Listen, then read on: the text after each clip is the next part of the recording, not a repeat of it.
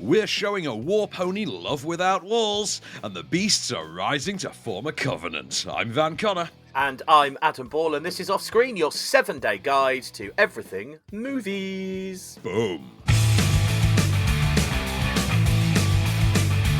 Groovy. Hello and welcome back to the show. As always, we have a load of new movies to talk about today with Van. He's seen them all. I haven't. In fact, I correct that. I've seen one of them, I'm not going to reveal which one it is yet, but I will say I really enjoyed it, and I cannot wait to talk to you about it in just a bit. But let's start at the top. War Pony in cinemas from today.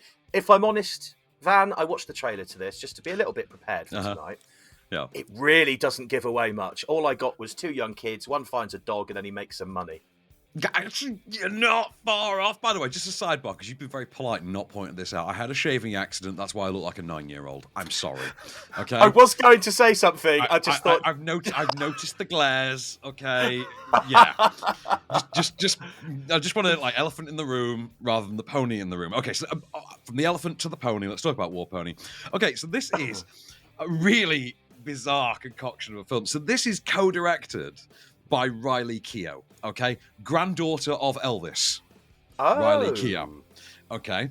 She's co-directed this with, I'm trying to remember the name, it's Gina Gamble. Okay, so the story here goes that when she was off making American Honey in about 2015 with Shia LaBeouf, Riley Keough became fast friends with two of the younger actors on the crew, got to know them. They formed a friendship over time. They had writing workshops, things like that, and eventually they have brought this story to the screen. Now, this is essentially two seemingly disconnected stories of two seemingly disconnected young men. One is about 12 or 13 years old. I think the other is meant to be about 19 or 20. And they are both members of, I have to look this up, it's the Lakota tribe. So Native American Lakota tribe. They live on, I think it's the Pine Indian Reservation. And it is their lives, the scrapes they get into. The younger one finds himself kicked out of his home, has to move in with his aunt, finds himself getting caught up in drug trafficking in his school, wants to make a move on, the object of his desire. You have the older one, who is the hustler, who, as you pointed out, finds a dog and makes some money. That is kind of his plot. If we're honest, that's kind of his plot. He just wants to flog some dogs.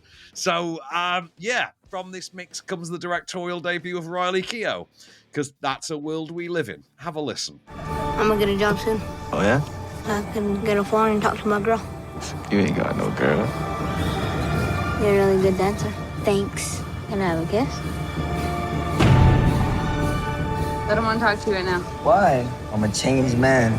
Hey, you guys hiring? Hey, you might be in luck with the job. I heard you got an expensive new dog and a fancy job. You mad at me? No, I don't expect much from you. Don't bring no drama into my TV, okay? What's up? So, obviously, I mentioned that I'd seen the trailer and it didn't give away a lot. I mean, the one thing I did get from the trailer, though, is it looks like quite a serious, emotional story.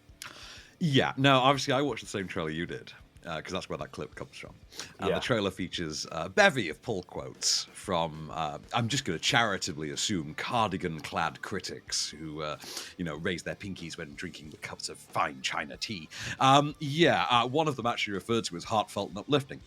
I can't imagine what has to have been in said tea for him to have seen that. But no, not heartfelt and uplifting at all. This is quite a drab state of affairs. I'll be honest with you, I was not taken by this at all. Directorially, it looks the biz. But again, in this day and age, I don't know if I'm just getting old and cynical. I don't know if it's because this week we saw Apple's latest bit of kit and the way that can film things. Being able to direct a film is becoming a lot less of an actual skill than it used to be and more about the tech you can afford. Now, as far as representation goes, that's kind of the big trump card here. Like I say, it's a very slick production. I mean, but it is kind of boilerplate in that regard. It feels like, to me, oh, look, rich white girl got her hands on some expensive camera equipment, paid a crew, and they made a nice looking film that I'm sure will look very lovely on the average iMac screen. But I say, outside of that, it's the representation element. Now, this is co-written by, I think it is co-written by Gina Gamble. I think it's Bill Reddy and Sue Bob, I think his name is. What is it? Hang on, I had this written down somewhere. Franklin Sue Bob. Sue as in Sioux City, Iowa, Sioux Indian tribe. Right. Sue. Yeah. And it is in that regard that actually, in delving into the culture of this, that you think, okay, that's kind of the rousing success here. It's exploring that culture. It is that representation. It's a culture that you don't often see depicted in as direct, as blunt, as raw and exposed a way as has been done here. Doesn't necessarily mean the film's any good. Personally, I thought it was bloody boring, but... I mean, that was going to be my next question. I was going to ask if... whatever you're saying, if you push that aside, is it something that you start watching and get drawn in enough to kind of not pick your phone up and look at Twitter? But it sounds to me like you were probably tweeting throughout. Oh, no, I wasn't tweeting throughout, because obviously I do make a concerted effort to pay attention during these films. Otherwise, I'm no better than the average TikTok influencer who seems to make up most of our multimedia screenings now. So, no. I mean, I managed to keep my phone down. I'll be honest, I was tempted to reach for it a few times. I never did. But, yeah, this is... No, I can't see who the audience for this is going to be. Now, it won the Camera d'Or at Cannes, which is the award they give for outstanding first feature films. Oh. And, I mean, it's Elvis's granddaughter filing a film at Cannes. You know what I mean? I feel like that might have been a given. I feel like that might have just been given on principle. You know what I mean? Like kind of a sight unseen kind of a thing. Yeah. Much like the entire career, for instance, of Riley Keough. As you can tell, I'm not a fan of Nepo babies. And I don't think they get more Nepo-ish than the granddaughter of the king of rock and roll. So, and don't get me wrong, we're going to have an entirely different, a related but very different conversation next week about detaching the art from the artist when we talk about The Flash, for instance, because that is going to be a very difficult film for some people to review, given a lot of things. Also, there's a line of dialogue in that apparently is going to cause some real offense. But yeah, this one, I mean... kind of felt like Jaden Smith directing a film. I'm sure it would look lovely, but does the world need this? I mean, I would argue that the Lakota tribe, yes, they will benefit from it, and, it's nice to see that representation there. Do kind of wish that maybe it had been directed by someone from the Lakota tribe as well, rather than famous white guy's rich white granddaughter, perhaps. Just a thought. How long is it? Did you, figure it was too long, or...? It's about an hour 55. Is it about an hour 55? I think I have that right. About an hour 55. And, hang on, it is in fact exactly 1 hour 55. Look at that, like a steel drum. The fact that you remembered that speaks volumes. It should tell you an awful lot, doesn't it? I wasn't clock watching or nothing. I was just, sat there thinking, I kind of wish this was over. Like I say, it's kind of trying. And, yeah, it just feels like a lot of meandering. There is just a lot of pandering around, just pottering around from point to point. I wasn't really taken by it, to be really honest. It's not a film I'll ever watch again, and would I recommend it? Hell no. So, yeah. Okay. Well, if you want to make your own mind up, of course, you can go and see. You can go and see War Pony, which is out in cinemas from today. If you would like to waste 2 hours of your life, which I'm sure Van would. An hour 55. Waste only an hour 55. An hour 55. An hour 55, of course. All right. So we are back to another new movie in a moment. One that myself and Van Connor have both seen. Guy Ritchie's The Covenant. We're going to review it together in just a second. Stay right where you are.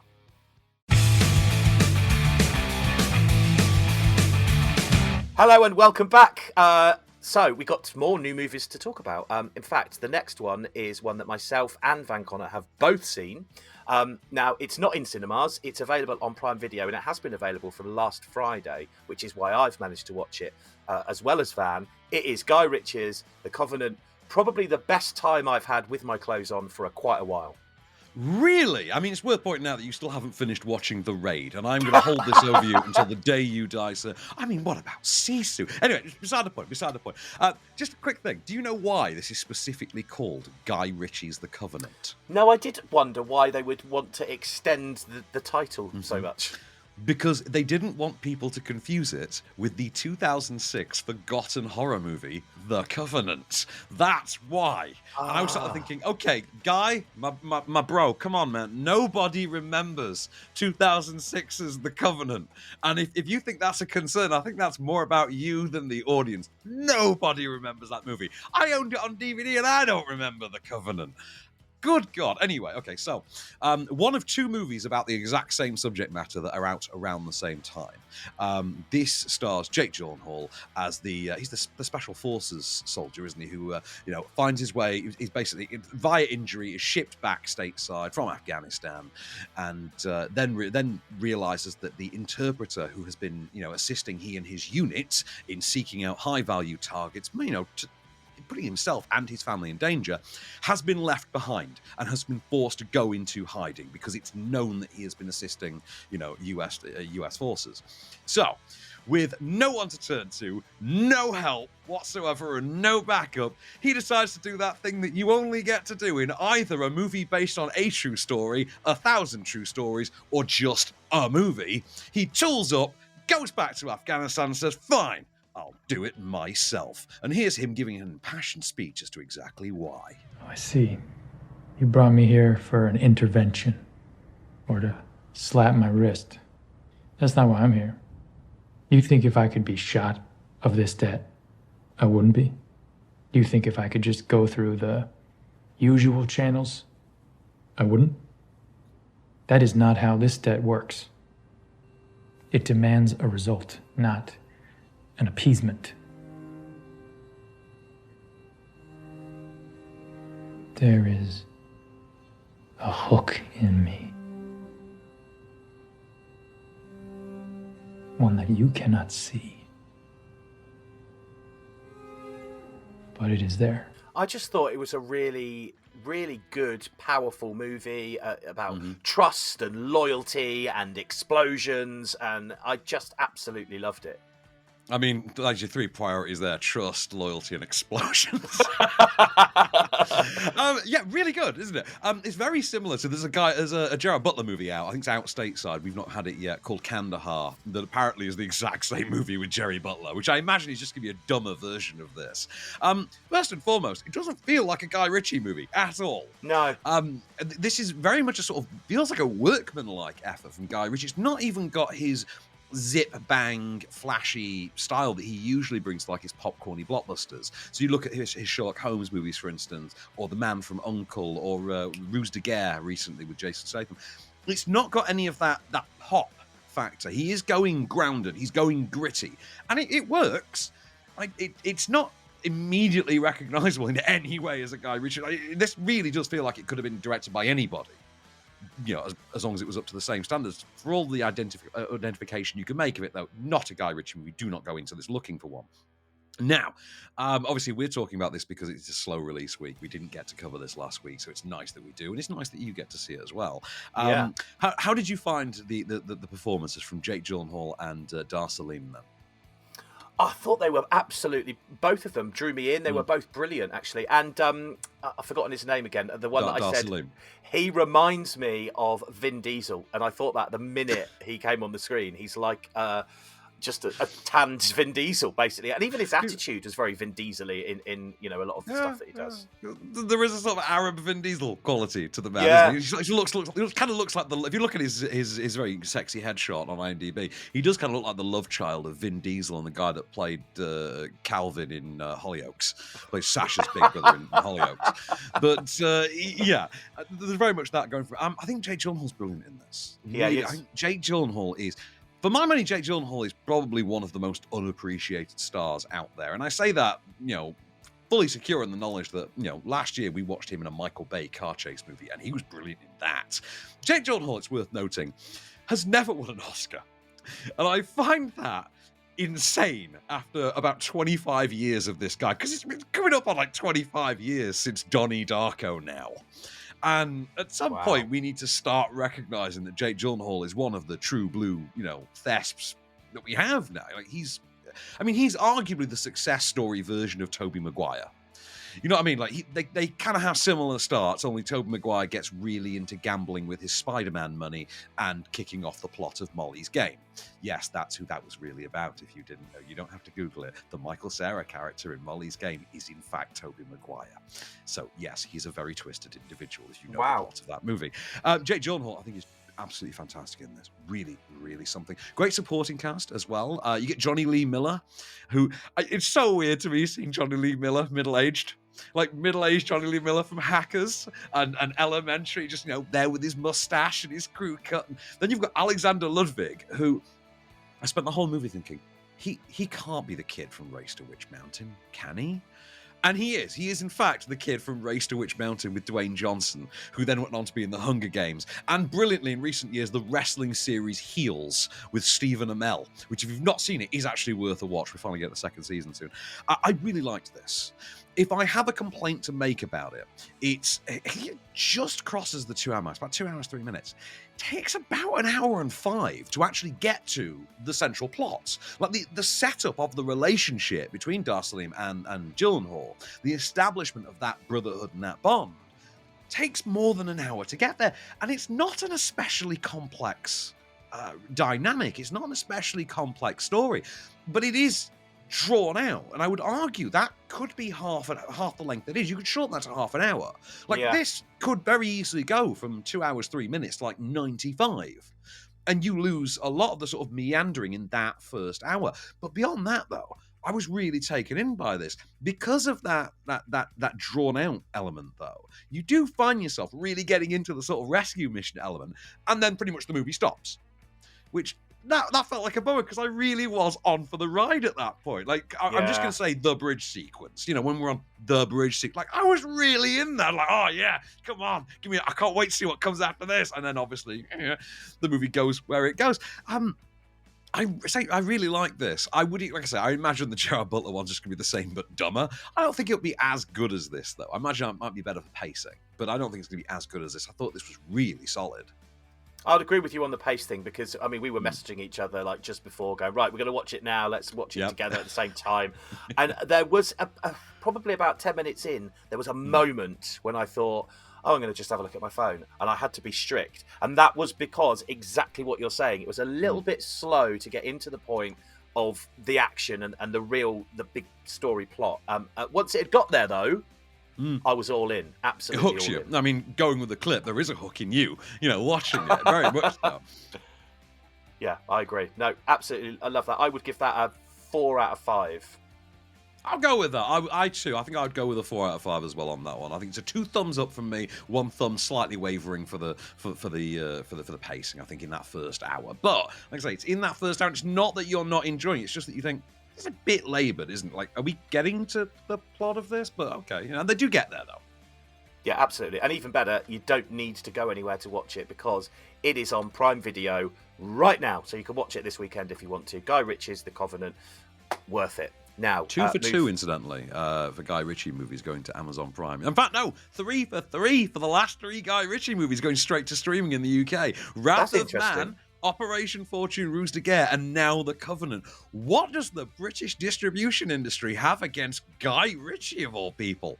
Yeah, I was going to say, why? Why would it go straight to Amazon streaming? But, we don't know. It's all the Madonna haters. That's what it was. It's for all those Madonna years. People are now getting the payback. Jealousy, maybe. I don't know. But yes, if you want to watch it, it's on Amazon Prime Video right now. We are back in a moment where I cannot wait to hear what Van thought about this. We're going to talk about Transformers Rise of the Beasts next, and I'm not looking like what you're looking like on your face. I'm not liking that, but we'll find out in a second. Stay there. Now it's time for a segment we like to call Off-Screen Pays the Bills. Hey, Adam. Hey, Van, what's going on? Ain't nothing going on but the rent. You know how it is.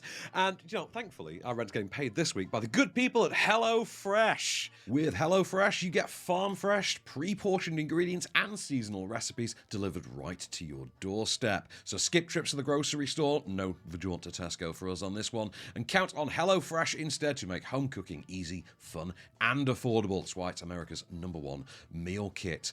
HelloFresh will keep your taste buds on their toes. There's over 40 recipes, over 100 seasonal convenience items to choose from every single week. There's so much variety, and there's quick and easy options too. So you can try things like their fast and fresh pineapple chicken tacos, which I can vouch for. They are awesome. Falafel power bowls, things like that. You can make all things like this in less than 15 minutes. I've used HelloFresh for years myself. I'm a really, really big fan. There's Green Chef as well, one of their sister companies that I've used. Big fan of them as well. The chicken tacos, man. The chicken tacos you wouldn't believe. And best of all, you can go to hellofresh.com/offscreen50. Use the code offscreen50 and you can get 50% off. Plus, your first box ships for free. So go to hellofresh.com/offscreen50 or just go to HelloFresh and use the code offscreen50, save for 50% off, and first box ships for free. So HelloFresh, get on it, eat up, eat hearty. It's America's #1 meal kit for a reason.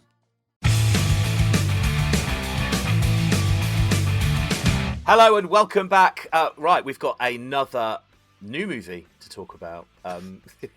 Fans' face is still not looking good. Transformers: Rise of the Beasts. It's in cinemas from today. Van saw it last week. Right, what did you think? I mean, I saw it, in a building that was surrounded by life-size Optimus Prime and Optimus Primal, and I think this was 2 days before they were actually doing the red carpet premiere.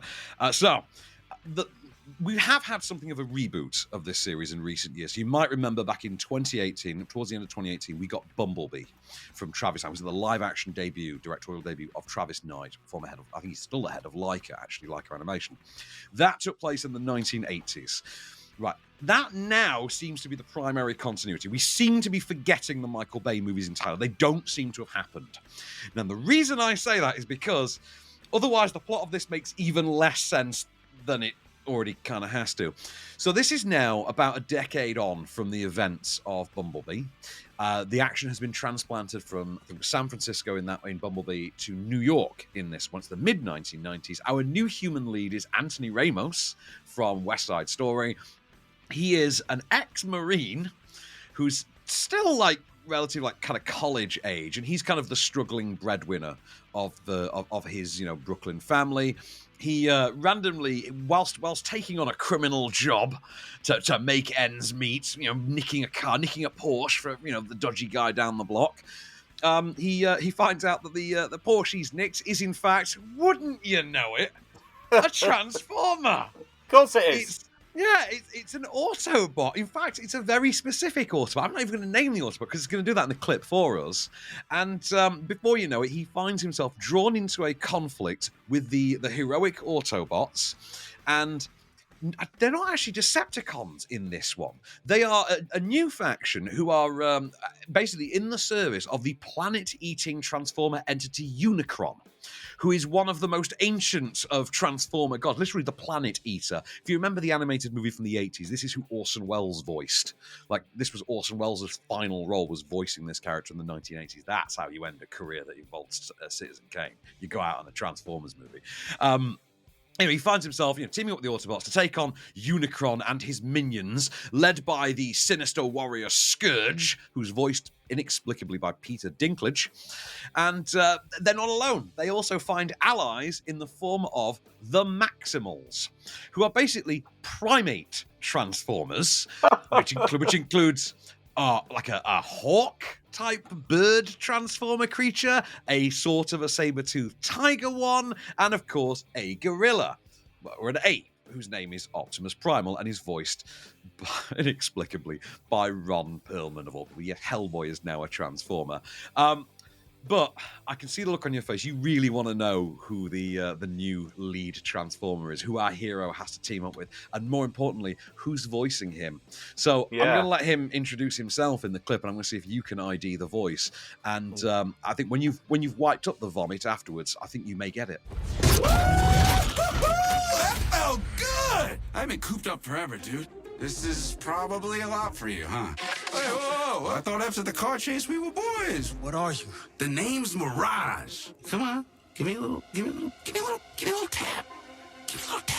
There you go, now we're friends. Oh, great, the gang's here. They're more like you?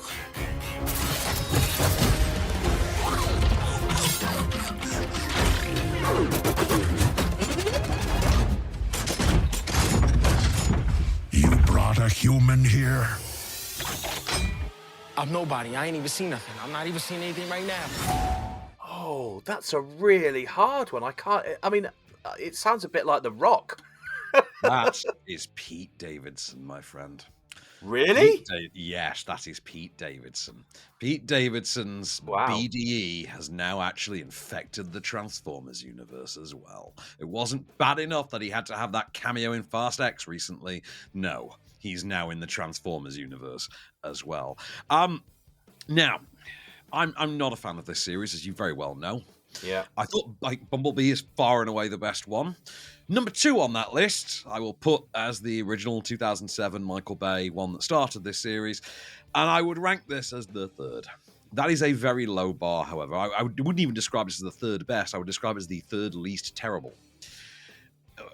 About as polite as I could be. It makes no sense. I mean, I suppose if you really, really know the mythology, maybe it does. But like this starts, for instance, with the setup of the whole Maximals thing, where they have their own planet, which seems to be like a primitive Earth type planet. And then Scourge comes along and wants the MacGuffin, the goober, as Spider-Man would say, wants the goober, which is a transwarp key, I think, in this one. And they have to get it away from him. And then they blow up the planet. And I'm like, okay, so hang on a minute.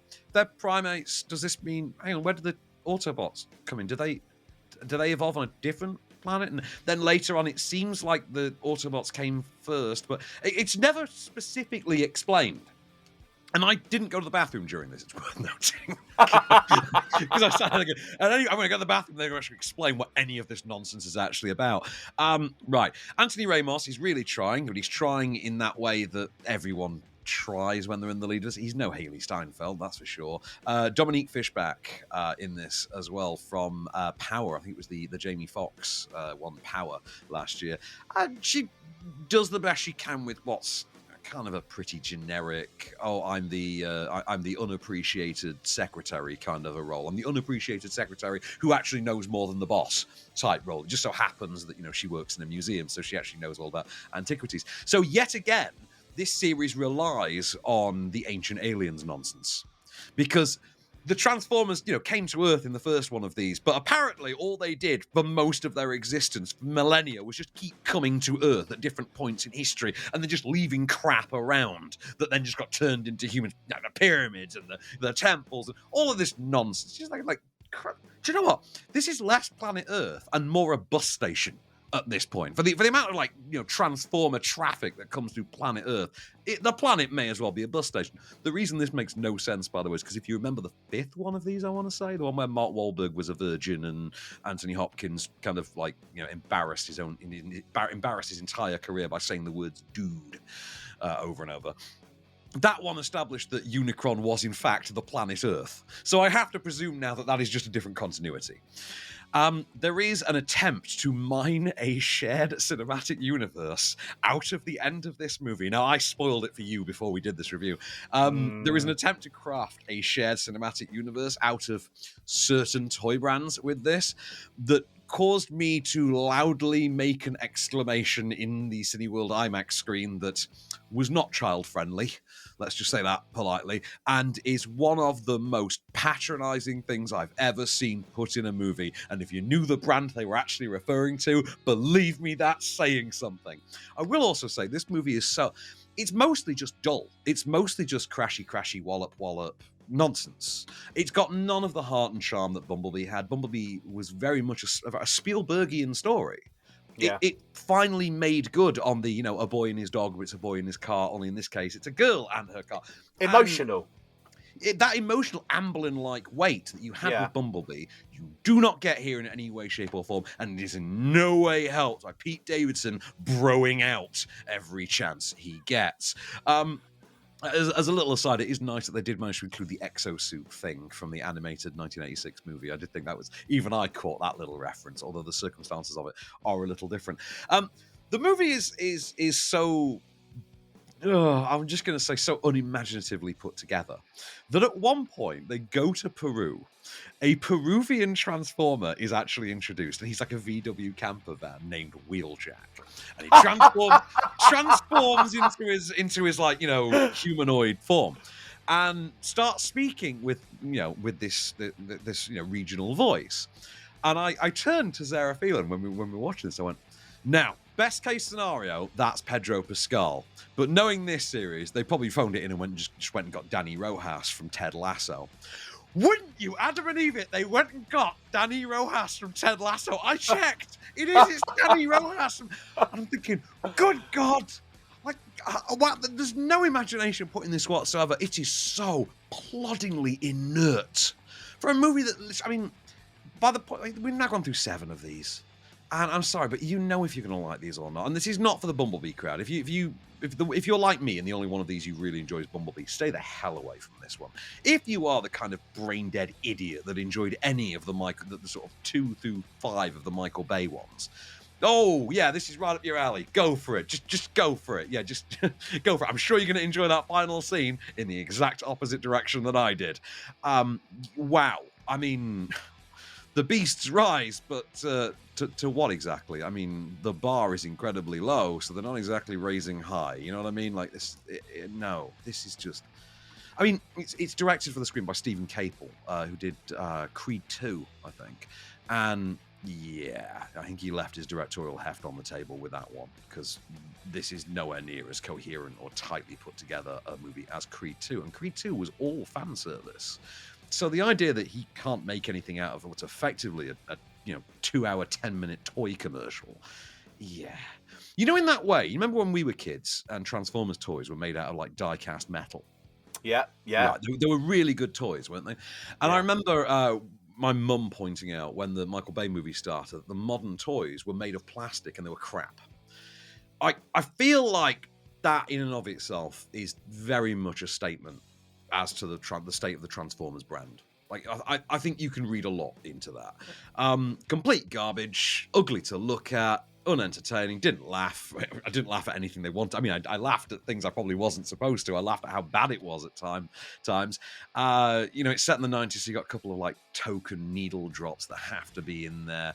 There's a moment that's in all the marketing that involves Bumblebee that had a lot of idiots in our screening literally whooping and cheering, and you start thinking, oh, we didn't watch any of the marketing for this. Oh, okay, cool. And no, I hated it. I really hated it. Like I say, 3rd worst one, but let's be honest, there's Bumblebee at number 1 and the rest are just varying degrees of poor. This is just the 3rd least terrible. What about if you've got kids that have always been into Transformers?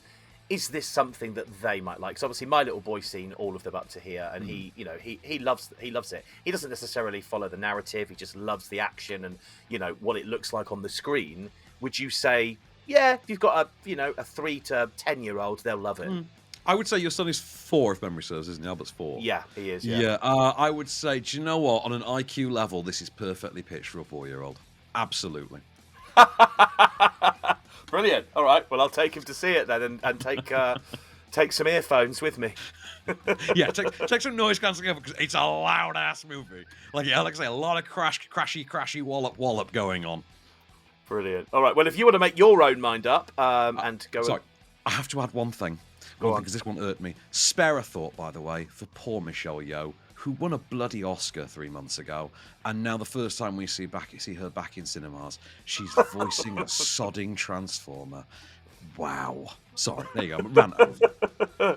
Well, if you want to see it, it is out in cinemas from today. Transformers: Rise of the Beasts. Right, we're back with one last ride in a moment. We're going to talk about a new movie called Love Without Walls, which is in cinemas from today. Stay where you are.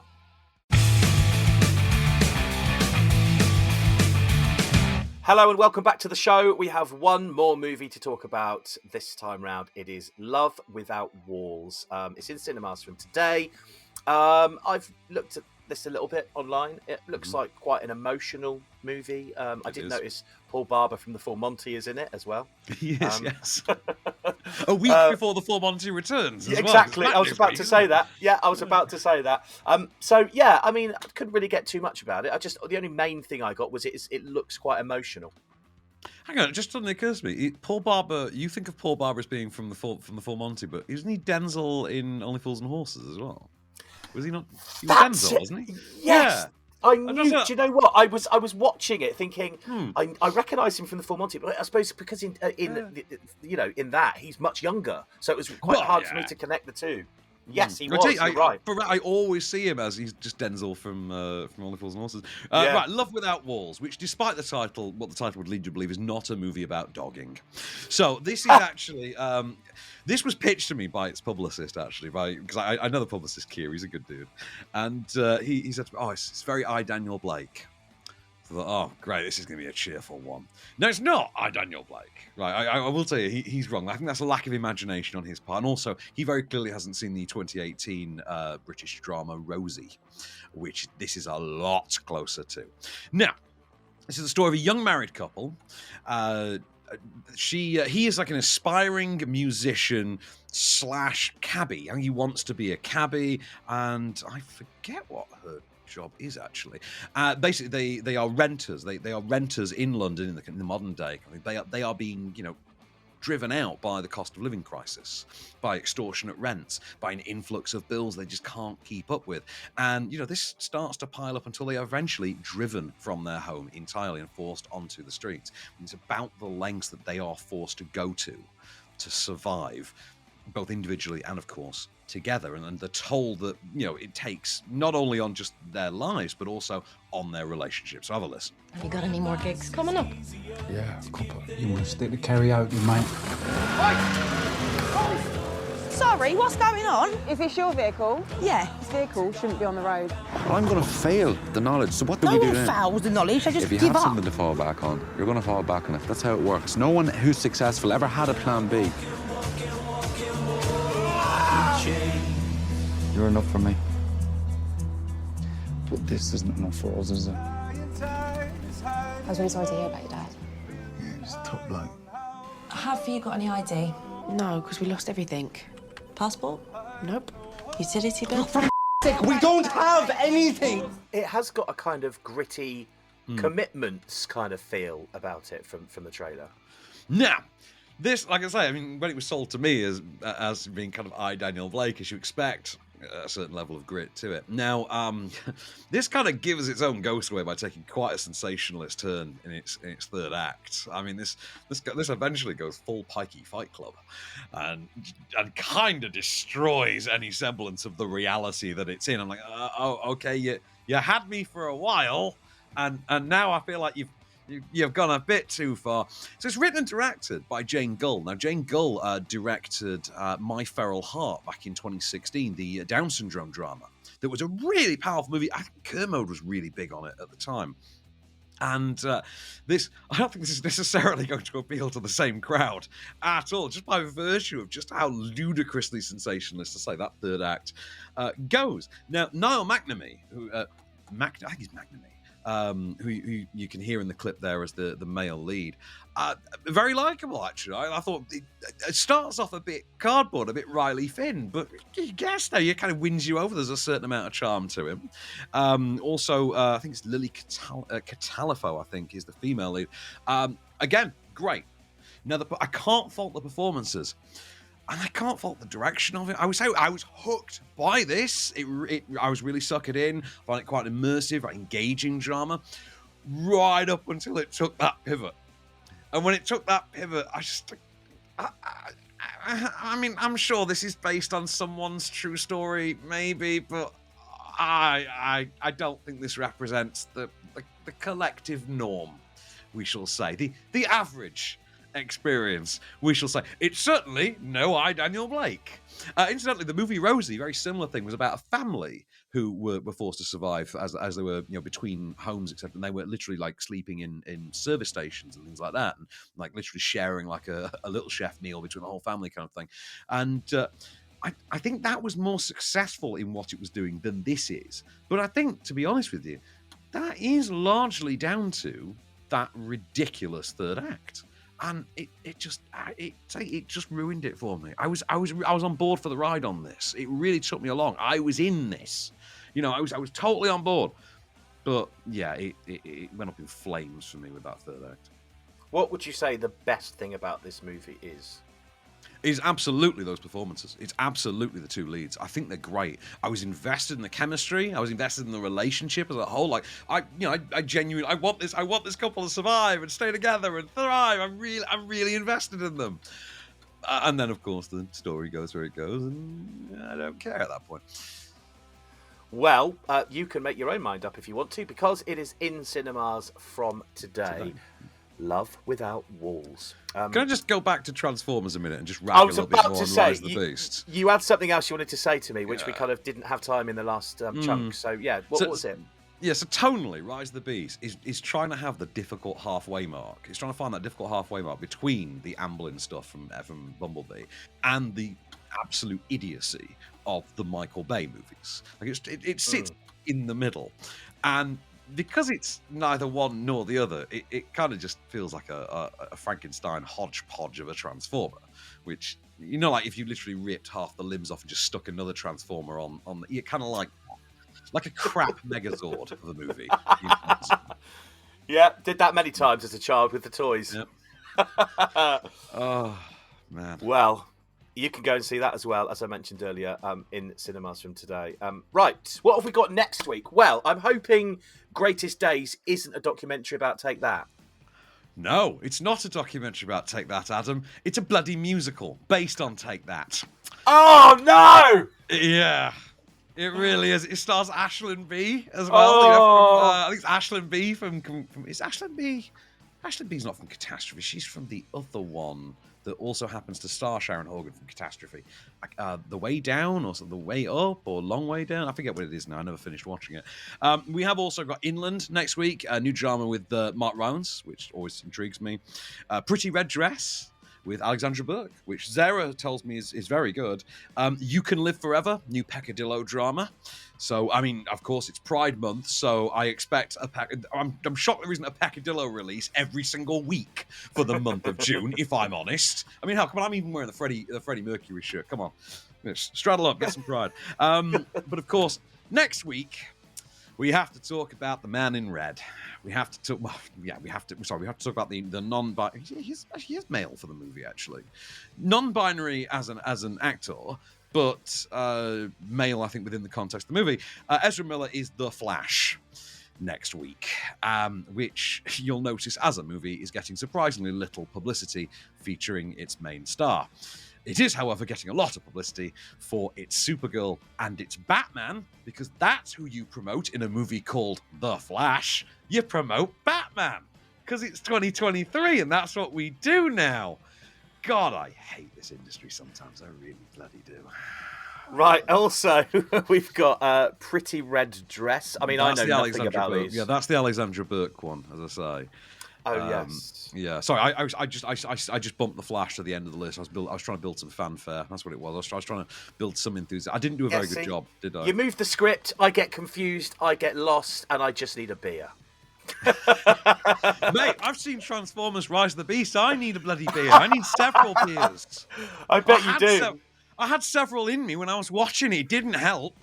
I think you might need to skip the beer and go straight to the voddy, my friend. I mean, to be fair, I mean, obviously, anyone who knows me knows that I don't drink beer. I'm a wine person. But, yeah, I had several wine. Actually, they had a one-drink stipulation with Transformers. I couldn't help but think that was the wrong movie to do that with.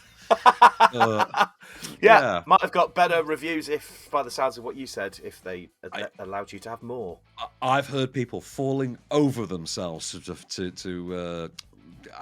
I'm just going to say, be affectionate to Transformers: Rise of the Beasts, and I honestly, I want to smoke what they're on. I really do. pass the Dutchie this way, pal, because I want to hear that. Well, that's all we've got time for this week. We shall return next week, of course, and until then, I've been Adam Ball. I've been Van Connor, and we shall return.